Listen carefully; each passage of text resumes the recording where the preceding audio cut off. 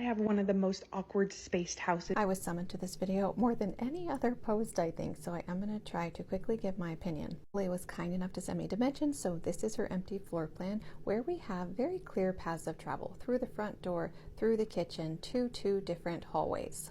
Whenever you're struggling with a space plan, it really is best to draw it out and create a bubble diagram. When we do this, we're able to section off space from a bird's eye view that we didn't see before. I have this awkward little nook right here, but we are going to try to include this in the living space. I did try the sectional in every other possible way, and this way really is the best way in my opinion. As she stated in her follow-up video, with the sofa right here, it felt very intrusive when she walked through the front door. I do agree with that opinion that it'll feel much more inviting if we were able to turn the sofa and open this area up. It also makes rooms seem larger when we have line of sight through the whole room. For the dining room, I would actually orient the table to be in line with the orientation of the shape of this room. I would also fill this area with counter depth storage. I know we're on a budget, so we're going to keep the table you have, but if you wanted to get a new table in the future, I think a round one would look really nice in this zone. Path of travel is nice and clear from hallway to kitchen, and I did create a separate little reading zone in this kind of awkward little nook over here, but still included in the living room.